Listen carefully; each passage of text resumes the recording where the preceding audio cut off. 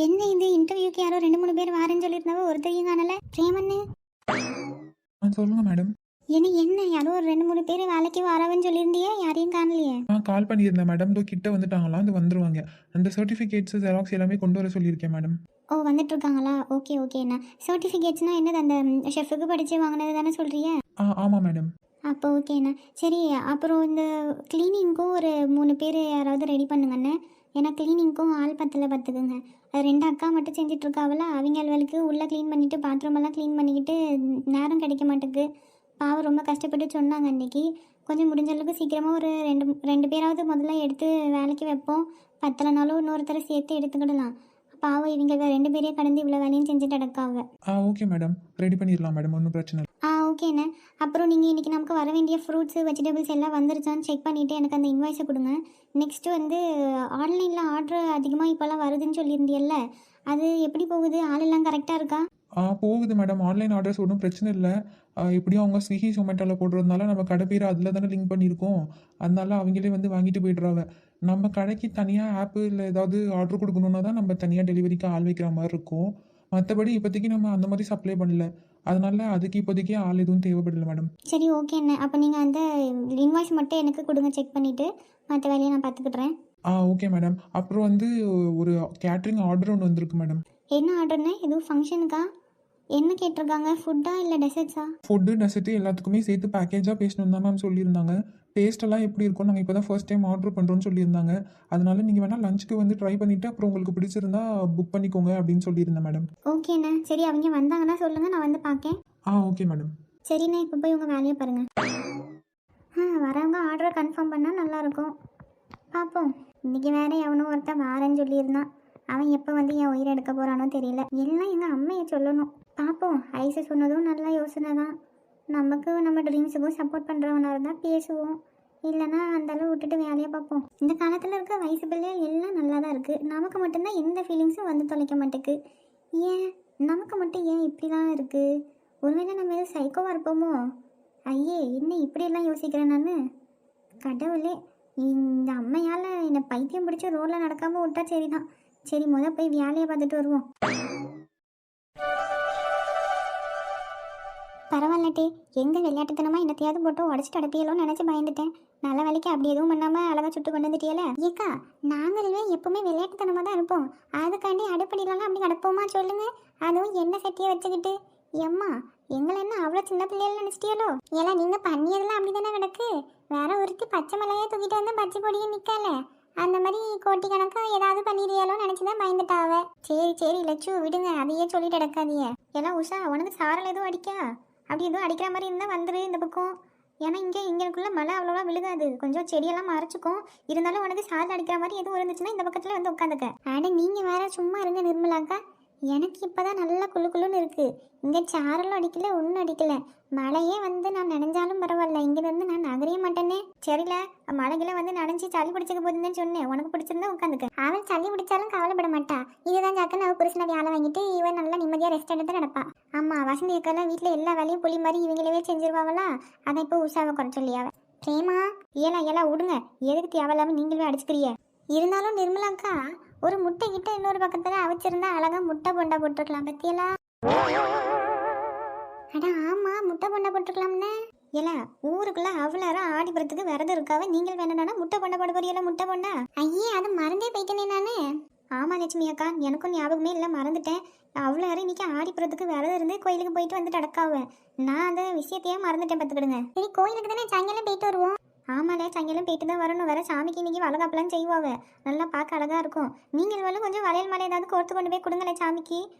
3 பேரும் அவ்வளோ நேரம் ஒத்த பிள்ளையே தானே வச்சிருக்கிறீங்க. ரெண்டாவது உங்களுக்கு பிள்ளை, ஆண் பிள்ளை வேணுமோ பொம்பளை பிள்ளை வேணுமோ எது வேணுமோ வேண்டிக்கிட்டு ஒரு மாலையை கோர்த்து போடுங்க. நல்லபடியாக குழந்தை பிறக்கட்டும். ஐயே நிர்மலாக்கா, நீங்கள் வேற சும்மா இருங்க. யானை, நான்லாம் லவ் பண்ணும்போது தான் என் வீட்டுக்காரவிகிட்ட நான்லாம் கல்யாணத்துக்கு பிறகு 10 பிள்ளை பெற்று கொடுக்கேன் உங்களுக்குன்னு சொன்னேன். வேற ஒத்த பிள்ளையே பெற்றதுக்கு நாக்கு தள்ளுவீங்க. நிற்க முடியல, நடக்க முடியல, ஒன்றும் செய்ய முடியல. இதில் வேற இன்னொரு பிள்ளையா? எனக்கு இருக்கிற என் மவளையும் போதுங்கக்கா. என்னட்டி இப்படி சொல்லிட்டியா? ஐயே என்னாலலாம் முடியாது. நீங்கள் வேணா உஷா வசந்திட்டு சொல்லுங்க. என் வீட்டுக்காரவையெல்லாம் மொத்த பிள்ளையா போகுதுன்னு சொல்லிட்டாங்கக்கா. அந்தால எனக்கு ஒன்றும் இப்போ பிரச்சனை கிடையாது. என்னல நீயும் இப்படி சொல்லியா? எல்லாம் உஷா அப்ப நீ என்ன? என் பிரச்சனைக்கு என்னையும் என் பிள்ளைக்கு வேலை செய்யறதுக்கே நேரம் இருக்க மாட்டேக்கு. இதுல எங்க இருந்து நாங்க இன்னொரு பிள்ளைய ரெடி பண்ண? போங்க போய் வேற வேலை கிடந்தா பாருங்க போய். என்னலாம் இப்படி சொல்லிட்டா? வேற என்னக்கா சொல்றியே? அந்த மனுஷன் வேலைக்கு போயிட்டு வருவாரு. வீட்டில் நான் எதுவும் வேலை செய்யாமல் போட்டு வச்சுருந்தா அதை செய்வார். வேற அதுக்கும் மிஞ்சி எனக்கு சமைக்கணும்னு தோணுச்சுன்னா கூட மாட வந்து சமையல் வேலை செய்வார். வேற சமைக்க தோணலைன்னா ஏதாவது ஹோட்டலில் வாங்கிட்டு வந்து கொடுப்பாரு. அதுக்குள்ளே நைட் ஆயிரும் தூங்கிடுவார். திரும்ப காலையில் எழுந்திரிச்சு வேலைக்கு போயிடுவார். ரிப்பீட்டு. ஐயே பேசாமல் ஒரு வேலைக்காரங்களை வச்சிருங்க போய். அப்போ கொஞ்சம் ஈஸியாக இருக்கும்ல ரெண்டாவது பிள்ளைக்கு ரெடி பண்ண. ஏன்னா போகல என்னமோ போங்களே. சாமி கோயிலுக்காவது போய் சாமியை வந்து கும்பிட்டுட்டு வாங்க. கோயிலுக்கு வந்து சாமியெல்லாம் கும்பிடுவோம். வேற பிரசாதம்லாம் கொடுப்பாங்கல்ல, அதை வாங்குறதுக்கு வரணும்ல. ஏல சாமியை கும்பிடணும் ஏதாவது வேண்டிக்கிறோம் அதெல்லாம் கிடையாது. பிரசாதத்துக்காண்டியே கோயிலுக்கு வருவியலோ? நாங்களுமே அப்படிதான். என்னமோ புதுசா கேட்குறிய? ஏன்னா பிரேமா வந்துட்டு ஒரு முக்கியமான விஷயம் சொல்லணும்னு நினைச்சிட்டு இருந்தா மறந்துட்டேன் பத்துக்க. என்னது நிர்மலாக்கா? ஏன்னா அன்னைக்கு நீ சொன்னில்ல என் வீட்டுக்காரவை கிட்ட அவங்க தங்கச்சியை பத்தி ஏதாவது தப்பா பேசு, அது ஓடி போனவன் அந்த மாதிரி எதுனா சொல்ல அவருக்கு கோவம் வருதா என்ன செய்யாருன்னு பார்க்கலாம். ஆமாக்கா சொன்னியலா? ஆனா ஆமால என் பிள்ளை இங்கே உட்காந்து ஃபோனை அவன் ஃபோட்டோ வச்சு பார்த்துட்டு பாட்டு படிச்சுட்டு இருந்தது போல இருக்கு. ஐயே பாட்டெல்லாம் படிச்சிருக்காளோ? அவர் அப்படிதான் சொல்லி சத்தம் போட்டுட்டு இருந்தாரு. அந்த பிள்ளை ஏதோ அவன் ஃபோட்டோ வச்சு பார்த்துக்கிட்டு பாட்டு படிச்சுட்டு நடந்திருக்கும்னு நினைக்கேன்.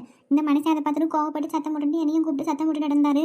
நானும் ஒரு லெவலுக்கு மேலே கோவப்பட்டு உங்கள் தங்கச்சி என்ன ஓடி போனவதானே அப்படி இப்படி கத்திட்டேன். போட்டு அதுக்கு என்ன சொன்னார் அண்ணன்? ஐயே நான் அந்த வார்த்தையை சொன்னதுன்னு தான் சொன்னேன். அந்த மனுஷன் முகத்தில் அப்படி ஒரு கோவம். என்கிட்ட அப்படி வராரு சண்டைக்கு. என்னங்க சொல்றியா? உங்கள்கிட்ட சண்டைக்கு வந்தாரா? ஆனா ஆமாவை நீ எப்படி என் தங்கச்சி அப்படி சொல்லலாம்? 1000 இருந்தாலும் அவ என் தங்கச்சி. அவளை எப்படி நீ தப்பா பேசுவ? அது இது நீ என்னான்னு சண்டை போட்டாரு. நானும் சும்மா விடலையே. ஒரு 3-4 வாட்டிக்கானும் உங்க தங்கச்சி ஓடி போனவ அது இதுன்னு சொல்லிட்டே இருந்தேன். மனுஷன் என்னைய அடிச்சே விட்டாரு. ஐயே அடிச்சு விட்டாரா? ஐயோ சாரி நிர்மலாக்கா. நான் அவங்க தங்கச்சிகிட்ட பாசமா இருக்காரா இல்லை இன்னும் கோவத்தில் இருக்காரான்னு தெரிஞ்சதுக்காண்டி தான் அப்படி சொல்ல சொன்னேன். வேற அண்ணன் உங்களை அடிப்பாருன்னு நான் நினைச்சு கூட பார்க்கலக்கா. இல்லை அதெல்லாம் ஒன்றும் பெரிய விஷயம் கிடையாது. சும்மா ஒரு அடி தான் அடிச்சாரு. இந்த சுபின் பையன் வேற அந்த நேரம் பார்த்து உள்ள வந்துட்டான். ஐயே என்ன நிர்மலா சொல்லியே? அடா ஆமாங்கா அந்த பையன் வேற வந்துட்டு இவர் என்ன அடிச்சதை பார்த்துட்டு சத்தம் போட்டுட்டு அவர்கிட்ட சண்டைக்கு மல்லுக்கு நிற்கா. நீங்க எப்படி அம்மாவை அடிக்கலாம் கையை நிற்கலாம் கேட்க ஆள் இல்லை நினைச்சியாலோ அது இதுன்னு என்னன்னு கோவப்பட்டுட்டான். இதை இங்கே உட்காந்துட்டு இருக்குமே இந்த இடத்துல வச்சுதான் அவ்வளோ ஒரு சண்டை போட்டுட்டு நடந்தோம். ஐயே என்ன நிர்மலாக்கா ஒரு ஃபோன் அடிச்சிருந்தா நாங்களும் வந்து பார்த்துருப்போம்ல. எதை பார்த்துருப்பியலா? அது சண்டையை விலைக்கு விட்டுருப்போம்லன்னு சொல்ல வந்தேன். யாரு நீங்களே தானே நல்லா விலைக்கு விட்டுருப்பிய. சரி அதை விடுங்க. அப்புறம் என்ன நடந்தது அதை சொல்லுங்க. எனக்கு ஒரு மாதிரி கஷ்டமா போயிட்டு என்னல இந்த பையன் இத்தனை நாள் இல்லாமல் இன்னைக்கு எங்கள் அப்பாட்டி இப்படி சண்டைக்கு நிற்கான்னு நீங்கள் மேலே பார்த்துருக்கிறீல்ல. என் வீட்டுக்காரவேலுக்கு என் பையன் என்னான்னு பயப்படுவான். இந்நேரத்து என்னடானா அப்படி சண்டை போட்டு நடந்தாவ. ஐயே ஆனா ஆமாங்கா என்னான்னு மல்லுக்கு நிற்கா. எப்படி நீங்கள் எங்கள் அம்மையை அடிக்கலாம் அது இதுன்னு விட்டா அடிச்சிருப்போம் போல இருக்கு. அந்த பயத்தில் தான் நான் அந்த சண்டையை அந்தாலும் நிறுத்திட்டு சத்தம் போட்டு அவனை அனுப்பி விட்டுட்டேன் ரூமுக்கு போல படினேன்னு சொல்லி. அப்புறம் இவர் என்கிட்ட சண்டைக்கு வந்தார் மறுபடியும். நான் இவர் சொல்லி என்னென்னமோ சொல்லிட்டு சண்டை நிறுத்துற மாதிரி இல்லை. அந்தாலும் நான் அமைதியாயிட்டேன். அதுக்கு அவர் சொல்லிட்டு போனார் 1000 இருந்தாலும் அவன் என் தங்கச்சி. அவளை இப்படியெல்லாம் பேசுகிற வேலை வச்சுக்காத அப்புறம் நடக்கிறதே வேற அது இதுன்னு என்கிட்ட சத்தம் போட்டுட்டு போயிட்டாரு. அப்படி போடு. அப்பனா அண்ணனுக்கு இன்னும் அவங்க தங்கச்சி மேலே பாசம் இருக்கு. வெளியே தான் கோவத்தை கட்டிட்டு நடக்காரு. ஆமால என்னான்னு சண்டை போட்டாரு தெரியுமா என்கிட்ட? ஏன்னா நான் உன்னைய ஒன்றும் கேட்கலன்னு நினச்சி நீ இப்படிலாம் செஞ்சுட்டு அடைக்கியோ எனக்கு எல்லாம் தெரியும் அது இதுன்னு சொல்லி நீ எங்கெல்லாம் போகிற என்ன பண்ணியன்னு எல்லாத்தையும் நான் பார்த்துட்டு தான் கிடக்கேன். உங்கள் அப்பா முன்னாடி கொஞ்சம் அமைதியாக இருந்து தொலை இந்த பிரச்சனையை சரி பண்ணுற வரைக்குமாவது அந்த பையன்கிட்ட பேசுறதை கம்மி பண்ணு. வேற நாங்களும் பெரியவங்களாம் எதுக்கு இருக்கோம் இப்படி பண்ணிட்டு இருக்கேன்னு சொல்லி சத்தம் போட்டு விட்டுட்டேன். ஐயே ஏங்கா இருந்தாலும் அந்த பிள்ளை கேட்கல பிரேமா.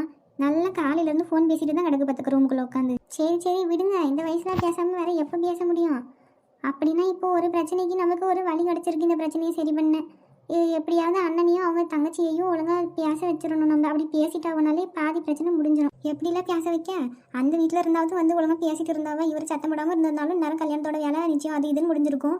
இப்போ பார்த்தியலா 2 வீட்டுலையும் பிரச்சனை ஆயிடுச்சு. அந்த ஏன் நாத்தனாருக்கு வீட்டுக்கார வேலை விடுவாங்களான்னு தெரியல. இதுக்கு மேலே பேசியதுக்கு ஏக்கா எவ்வளவோ பண்ணிட்டோம். இதை பண்ண மாட்டோமா? நாங்கள்லாம் பண்ணி வைக்காத கல்யாணமா? ஏழை கோயில் எதுவும் முசாரியா வேலை பார்க்கியோ இல்லை மந்திரம் எதுவும் ஓத போறியா? அட என்ன லட்சு நாங்கள 3 பேர் சேர்ந்தாலே அந்த இடம் கலகலன்னு இருக்கும்ல. அதை வச்சு எப்படியாவது பேசி சிரிச்சு இது பண்ணி சமாதானப்படுத்தி கல்யாணத்தை நடத்தி வச்சிருவோம். நீங்கள் ஒன்றும் கவலைப்படாதீங்க. என்னமோல இந்த பிரச்சனையை சரி பண்ணி என் பிள்ளைக்கு ஒரு நல்ல வாழ்க்கை அமைஞ்சா சரிதான்.